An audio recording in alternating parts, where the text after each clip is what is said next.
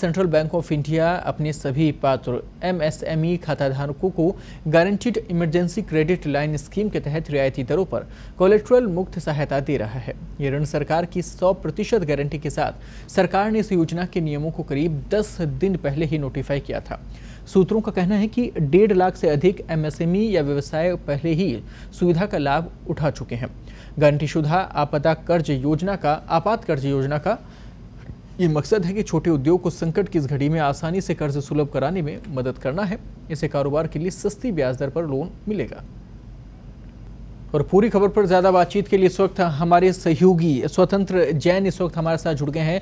स्वतंत्र जी, लगातार जो इस वक्त हालात बने हुए हैं अर्थव्यवस्था में और योगदान जो युवाओं का होना चाहिए था वो चाहकर भी इस वक्त नहीं कर पा रहे, क्योंकि कोरोना काल के चलते जहां रोजगार की कमियां हुई और जो स्थितियां बनी घरों पर रहने की, उसके बाद में अब कोशिश की जा रही है कि वापस से संवारा जाए और उसमें जो बैंकों की भूमिका है बेहद महत्वपूर्ण होगी। क्या कुछ व्यवस्था रहने वाली है? क्या स्कीम इस वक्त युवाओं को लेकर लॉन्च की जा रही है? युवाओं के लिए स्कीम अलग से इस तरह से नहीं है। जो सेक्टर वाइज स्कीम आई है, सरकार ने जो आत्मनिर्भर भारत पैकेज की घोषणा की थी उसके अंतर्गत जो घोषणाएं थी, जैसे जो ना एमएसएमई के लिए थी या रेहड़ी वालों के लिए थी या फिर किसानों के लिए थी जी। तो जो युवा रोजगार करना चाहते हैं, जो पहले से रोजगार में हैं डेफिनेटली, उनके लिए जो सबसे बड़ा पैकेज आया था वो 3 लाख करोड़ का पैकेज था, जिसमें कोलेटरल फ्री, यानी आपको कोई सरकार को कोई गारंटी नहीं देनी है, कोई आपको गिरवी नहीं रखना है कोई चीज, और आप उसमें ऋण ले सकते हैं 3 लाख करोड़ का।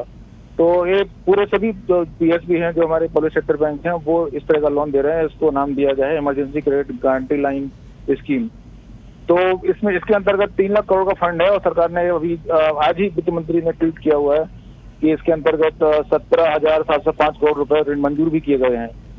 तो जो भी युवा अपना रोजगार करना चाहते हैं, लेकिन इसमें शर्त यही है कि आप पहले से रोजगार में होना चाहिए। तो उसमें अगर आपका रोजगार आपका लॉकडाउन के कारण आपको लग रहा है कि मुश्किल का सामना आप कर रहे हैं, तो उसके अंतर्गत आप जाके लोन ले सकते हैं और अपना काम आगे बढ़ा सकते हैं। स्वतंत्र जी, कौन कौन जो युवा हैं वो इस पूरे लोन व्यवस्था का फायदा उठा सकते हैं? क्या कैटेगरीज के अकॉर्डिंग रखी गई है? क्या कुछ वहां पर व्यवस्थाएं रखी गई हैं और क्या डॉक्यूमेंट्स उसमें काम आएंगे? क्या कुछ व्यवस्था उनकी रहने वाली है? जो मुद्रा लोन होता है वो तो मुद्रा लोन के अंतर्गत आप जो भी अप्लाई कर सकते हैं, 10 लाख रुपए का मुद्रा लोन का अप्लाई कर ही सकते हैं। लेकिन ये जो क्रेडिट गारंटी लाइन स्कीम है बेसिकली एमएसएमई के लिए है। एमएसएमई मतलब जो पहले से कोई अपना रोजगार कर रहे थे और जो लॉकडाउन के कारण संकट में आ गए हैं, उनके लिए स्कीम है।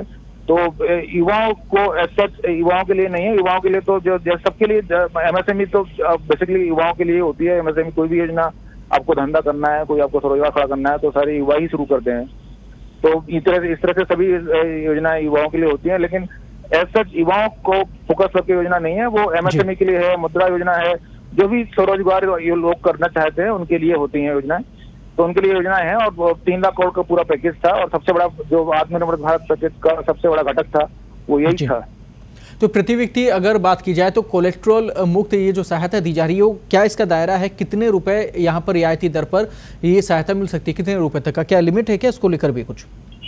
ये आपका जितना आपका क्या नाम बिजनेस होता है उसके हिसाब से दिया जाता है। मतलब आपको बिजनेस के एक अनुपात के हिसाब से दिया जाता है।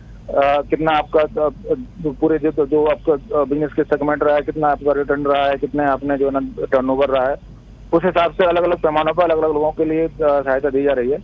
तो सबके लिए अलग अलग हैं इसके दायरे।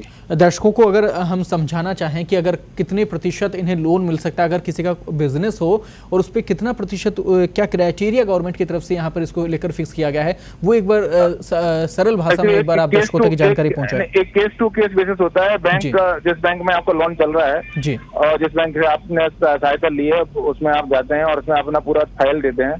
तो केस टू केस बेसिस पे होता है। इस तरह की योजनाएं जो है ना तो कोई परसेंटेज बेस पे नहीं होती हैं जी। हमेशा ये ध्यान रखा जाता है कि आपका पिछड़ा ट्रैक रिकॉर्ड कैसा रहा है, आपके वर्तमान फाइनेंशियल स्टेटस क्या है, आपका टर्नओवर क्या है, आप कैसे आप जो प्रोजेक्ट लेने जा रहे हैं, अगली योजना लेके आ रहे हैं वो क्या लेके आ रहे हैं। तो एक मतलब इसको कहा जाता है कि आप हर केस टू केस बेसिस होता है, चाहे मुद्रा स्कीम हो, चाहे आपका क्रेडिट गारंटी स्कीम हो।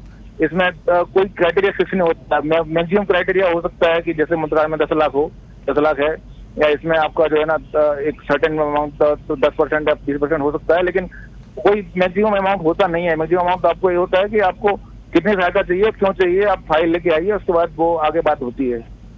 चलिए, शुक्रिया आपका, बहुत बहुत धन्यवाद। दर्शकों तक महत्वपूर्ण जानकारी आपने पहुंचाई। आपको बता दें कि रियायती दरों पर कोलेट्रल मुक्त सहायता दी जाएगी। ये ऋण सरकार की 100% गारंटी के साथ है, यानी कि सरकार ने इस योजना के नियमों को करीब 10 दिन पहले नोटिफाई किया था। सूत्रों का ये भी कहना है कि 1.5 लाख से अधिक MSME या व्यवसाय पहले ही सुविधा का लाभ उठा चुके हैं और गारंटी सुविधा आपात कर्ज योजना का मकसद छोटे उद्योग को संकट की इस घड़ी में आसानी से कर्ज सुलभ कराने में मदद करना है। इसे कारोबार के लिए सस्ती ब्याज दर पर लोन मिलेगा।